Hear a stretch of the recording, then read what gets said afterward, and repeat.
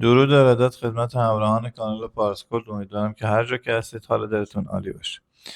دوستان توجه داشته باشید، ما با توجه به رفتارهایی که اونس جهانی در شب گذشته، یعنی اولین شبی که مارکت باز شده و یک جهش رو به بالا داشتیم و در واقع تمام سقف‌های قبلی رو عبور کرده ازش و سقف جدیدی رو زده.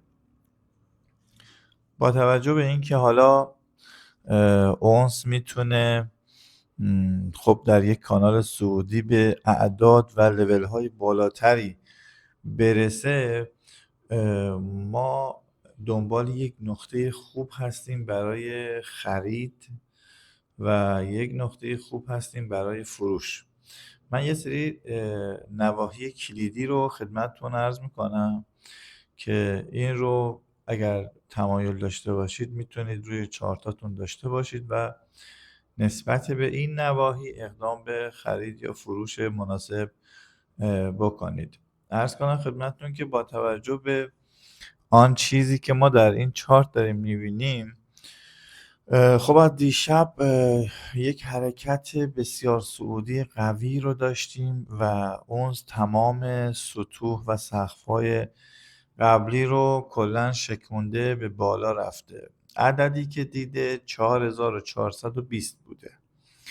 از 4420 ما شاهد مقداری اصلاح هستیم در این چارت و حالا انتظار یک اصلاح رو داریم، البته اصلاح عمیق‌تر رو داریم تا محدوده 4360 یا 4350. اگر به این نواحی برسه، خب ما میتونیم یک خرید روندی کم ریسک رو داشته باشیم.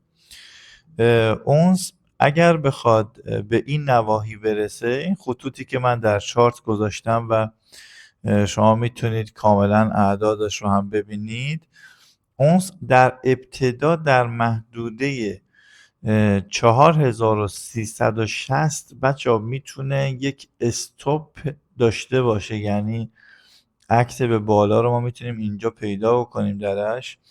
اما از این نقطه قوی تر 4350 است. 4350 همونطور که میبینید یک سطح کاملا تکنیکالی است که میتونه خیلی قدرت داشته باشه برای اینکه اون رو به بالا پرتاب بکنه و اینم باید در نظر بگیریم که در یک کانال سعودی این اتفاقا کاملا محتمل است و میتواند بارها و بارها اتفاق بیفته. حالا اگر ما لول اول که 4360 بوده و لول دوم 4350 بوده رو نقاط مهم در نظر بگیریم، یه چیزی هم اینجا هست، اونم که باید در نظر بگیریم. به هر حال زمانی که اونس اگر بخواد بیاد خودش رو به 50 برسونه و یک مقداری فقط کافیه که حالا فشار فروش بیشتر بشه یا اینکه حالا اون شیطنت هایی که معمولا در شب‌های یعنی روزهای نزدیک به کریسمس اتفاق میفته، خب اونسو میتونه کمی به سمت پایینتر هدایت بکنه. یعنی ما یک خط روند 4 ساعته محکمی رو داریم که برخورد میکنه با یک سطح استاتیکی که در واقع من اینجا رو میتونم بهش اشاره بکنم و محدوده 4320 هستش. من اینو براتون پین میکنم و این محدوده خیلی مهم میتونه باشه. چرا این محدوده مهمه؟ به خاطر اینکه اگر بخواد اونس به اینجا برسه، ما میتونیم یک خرید جالب و جذابی رو داشته باشیم و یک استاپ کوچک اما تارگت های بسیار بزرگ و خوبی رو میتونه به ما بده. منتها یه چیزی هم باید در نظر بگیریم که اگر بخواد این ناحیه و این سطح از دست بره به هر دلیلی، ما میتونیم شاهد یک ریزش باشیم تا محدوده 4250. یعنی این محدوده‌ای که الان شما میبینید، یعنی ما میتونیم تا اینجاها ریزش داشته باشیم. من خطش هم براتون به صورت استاتیک میکشم که متوجه بشید که یعنی چی. خب حالا ببینید ما در اینجاها مجددا میتونیم یک ناحیه جذاب خرید رو داشته باشیم. چرا؟